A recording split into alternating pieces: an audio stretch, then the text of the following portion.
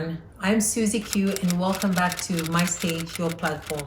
To all early voters, I could not be more proud of you all for exercising your civil rights duty. To everyone else who is eligible to vote and are registered, I hope you'll be showing up to vote come November 3rd.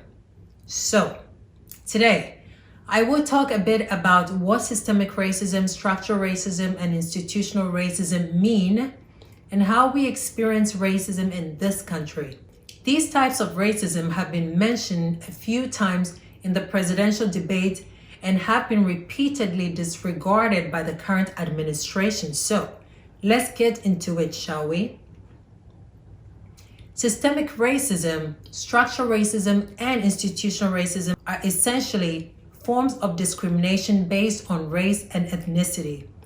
A system of laws and processes that put African Americans and people of color at a societal and economic disadvantage. Let me begin with the most common ones that we are all used to hearing by now: systemic racism and structural racism. Are they really a thing? Yes, they really are a thing.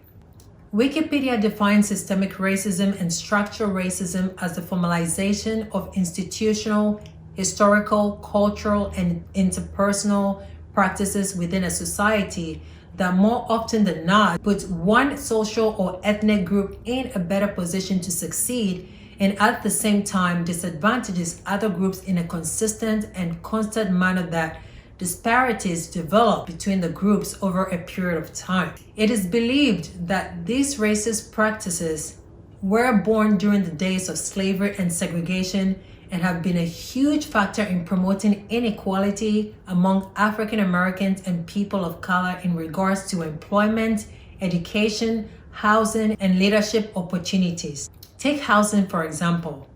In the 1960s, a system known as redlining was used by banks and real estate industries to outline in red ink the neighborhood where people of color lived.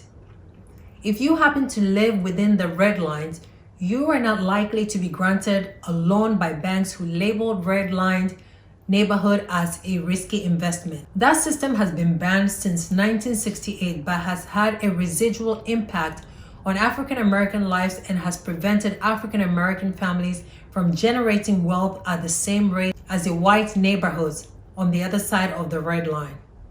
According to Federal Reserve, the net worth in a typical white family is $171,000, 10 times greater than that of a black family. Homes in black neighborhoods are generally and historically worth less than homes in white neighborhoods because the building developers and businesses that make a neighborhood a thriving neighborhood are less likely to be there. This also means that the base taxes in such low-income housing neighborhoods will be low, generating unfortunate trickle-down effects. For instance, schools receive fewer tax dollars, fewer qualified teachers, and even fewer advanced placement classes, which are created by the College Board to offer college-level curricula and examinations to high school students. According to the National Center of Education, African Americans have lower high school graduation rates than the national average, and even fewer students go on to graduate college as a result of the prison pipeline that disproportionately impacts people of color. Once you have a criminal record, your life is likely to face greater hurdles, and you are less likely to get an apartment or even a job. Minorities account for 30.5% of the US population, but FBI statistics show that black and brown people account for 43% of people killed by the police. According to the National Association for Advancement of Colored People, or should I say the NAACP or NAACP, that is more than half of the incarcerated population. Let us talk about institutional racism. Wikipedia defines institutional racism as a collective failure of an organization to provide an appropriate and professional service to people because of their color, culture, or ethnic origin. It can be detected in processes, attitudes, and behavior that amount to discriminations through prejudice, ignorance, thoughtlessness, and racist stereotyping which disadvantage minority ethnic people. Basically, what that means is that institutional racism, unlike systemic racism, is more specifically defined as preventing people of color from accessing the goods, services, and opportunities that society has to offer. Institutional racism goes way beyond jail time. Many minority children who could have benefited from additional education and counseling services get isolated, punished, and incarcerated instead. According to a study from Emory University by Gillespie, something as simple and seemingly innocuous as hair can be used to discriminate.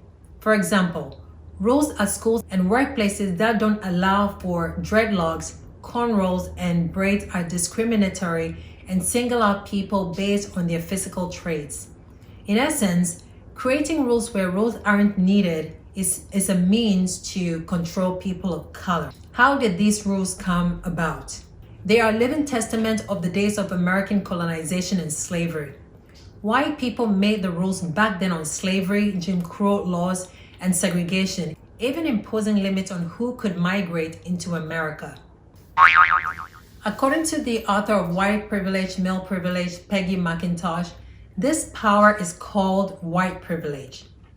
And according to the Aspen Institute, whites refer to recipients of historical and contemporary advantages in terms of quality education, decent jobs and livable wages, home ownership, retirement benefits, and wealth regardless of social economic status. According to Ibram X. Kendi, a historian of race and discriminatory policy in America and an American author, racial discrimination is the sole cause of racial disparities in this country and in the world at large. Very little that happens has a sole cause. He is saying that if we want to change something, the causes that matter are the ones we can fix. We need to re-engineer and reform society to figure out how to change the world so that African Americans and brown people can have the opportunities they are currently denied.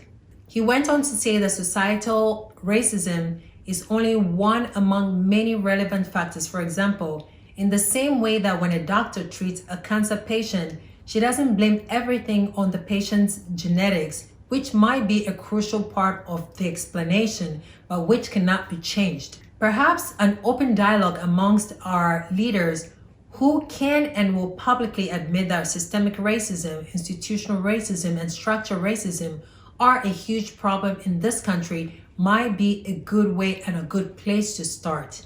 And perhaps we can change things for the better by putting together a new structure for reform, especially in the criminal justice system and the healthcare system. According to a U.S. Bishop's article, failure to act to end systemic racism will only continue hurting those who are victimized and deny everyone the opportunity to benefit from the gift of diversity, language, and culture. During the last presidential debate, when asked what each candidate thought about systemic racism and what could be done, this is what both candidates had to say. One said, one of the reasons why I ended up working on the east side of Wilmington, Delaware, which is 90% African American, was to learn more about what was going on. I never had to tell my daughter, if she's pulled over, make sure she puts, for a traffic stop, put both hands on top of the wheel and don't reach for the glove box because someone may shoot you. But a black parent, no matter how wealthy or how poor they are, has to teach their child, when you're walking down the street, don't have a hoodie on when you go across the street.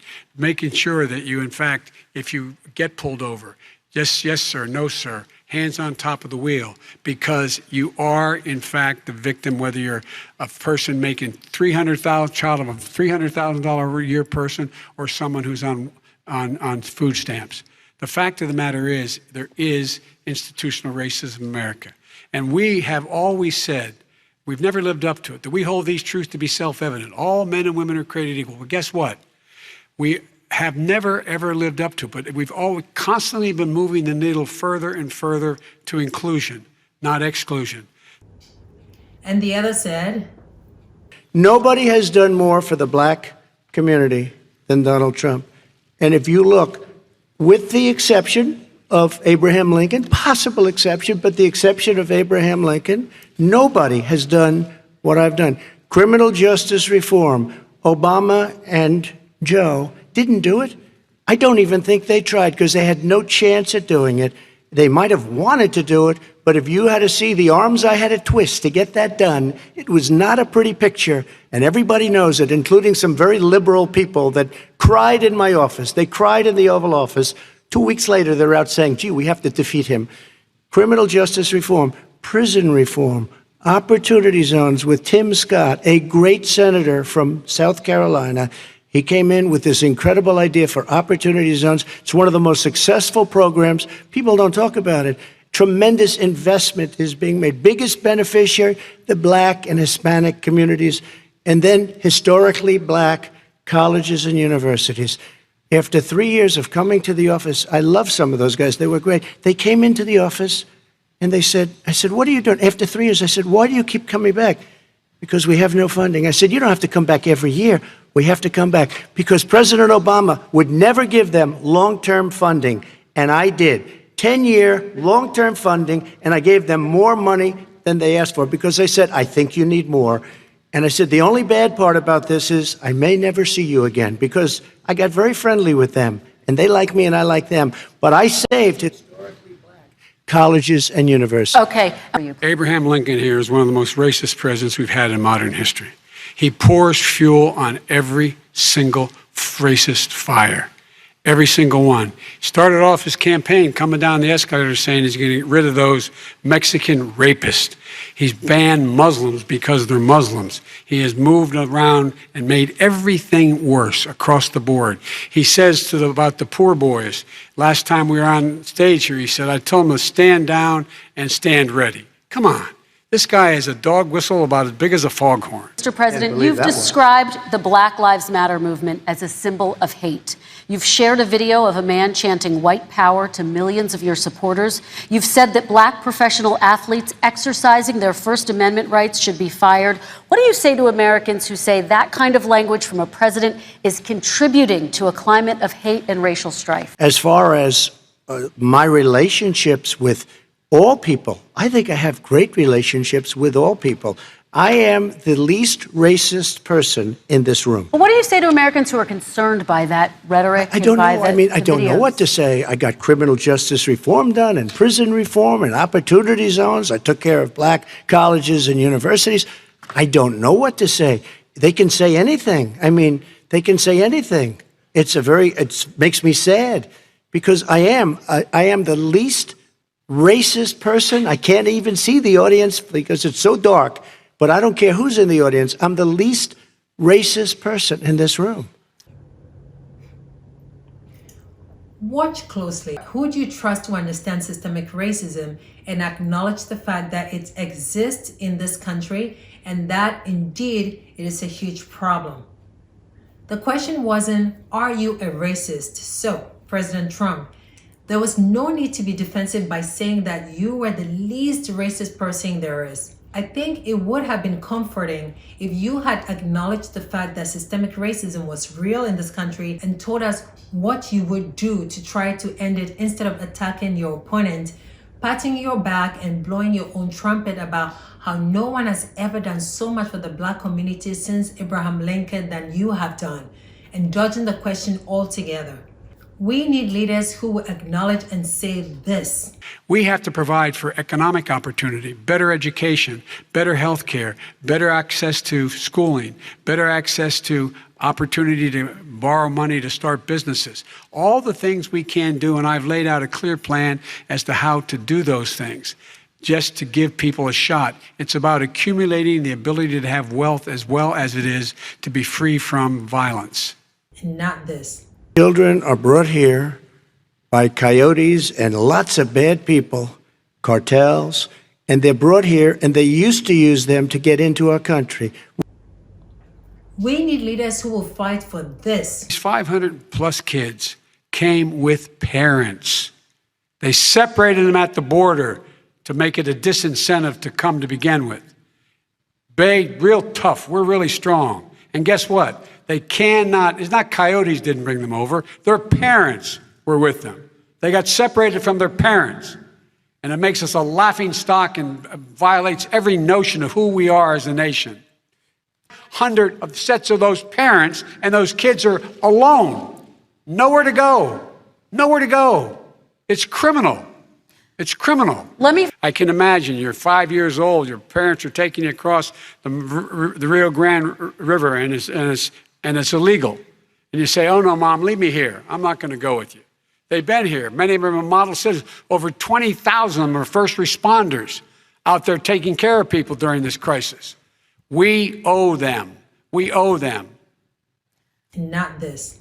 They are so well taken care of. They're in facilities that were so clean. But some of them haven't been reunited But with just their ask families. one question. Yes, we're working on it we're trying very hard. But a lot of these kids come out without the parents. They come over through cartels and through coyotes and through gangs. We're going to give you a court case. When you say they come back, they don't come back, Joe. They never come back. Only the really, I hate to say this, but those with the lowest IQ, they might come back. Okay. We need leaders who will think people are this. The fact is, those frontline communities, it doesn't matter what you're paying them. It matters how you keep them safe. What do? And you impose restrictions on the pollutants coming out of those fence lines. Healthcare is not a privilege, it's a right. Everyone should have the right to have affordable health care. We have to provide health insurance for people at an affordable rate. And not that. Look at China, how filthy it is. Look at Russia.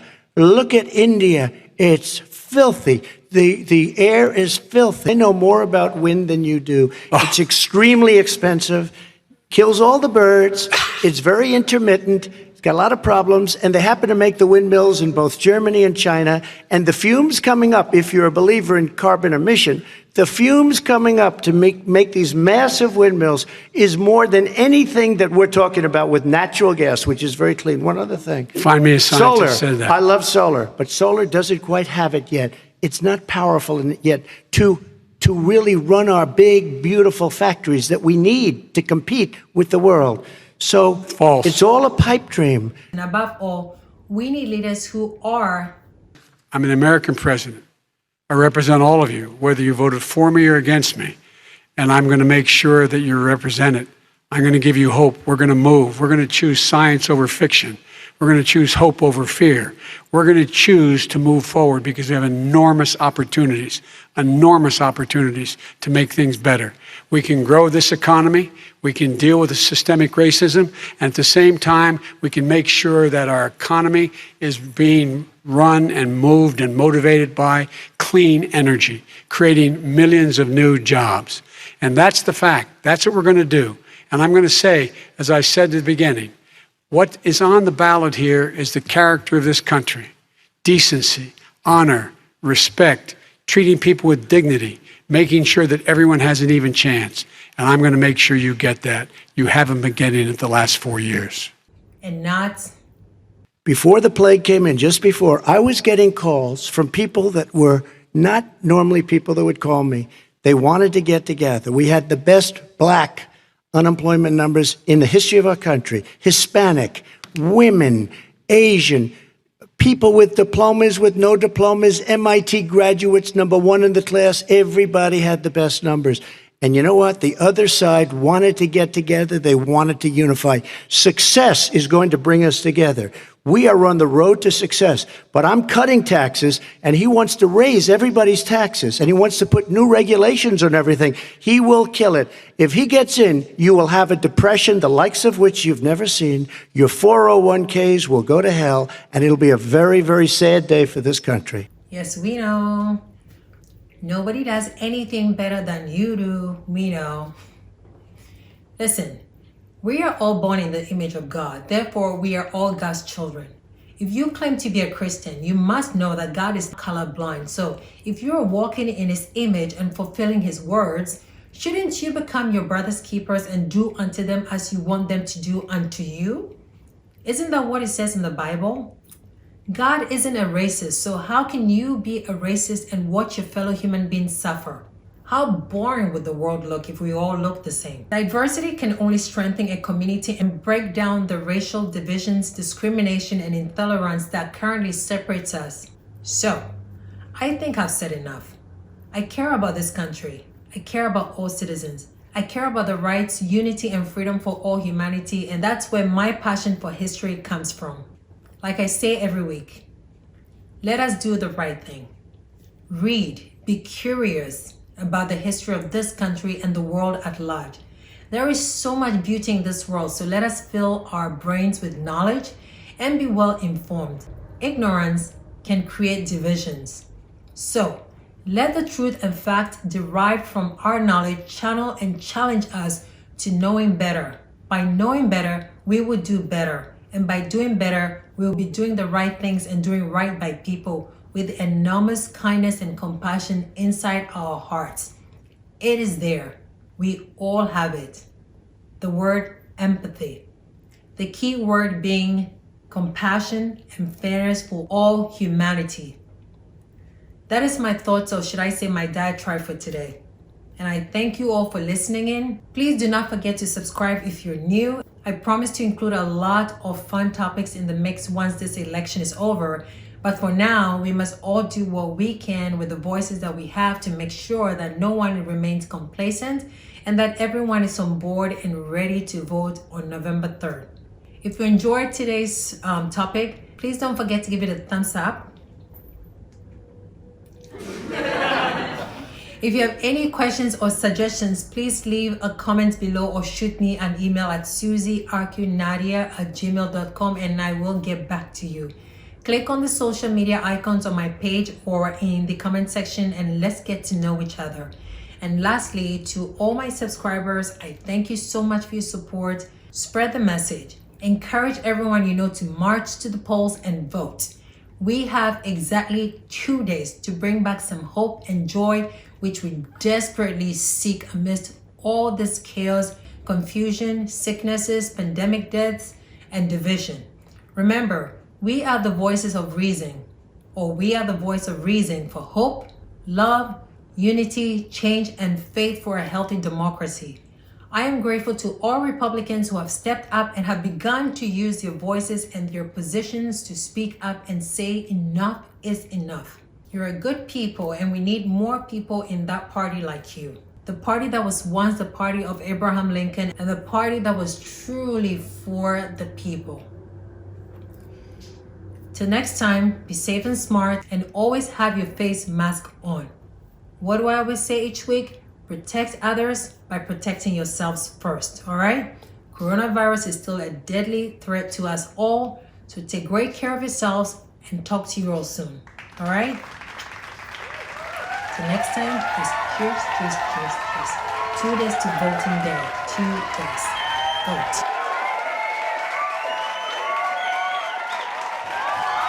Here we Mr. go President? again with Russia.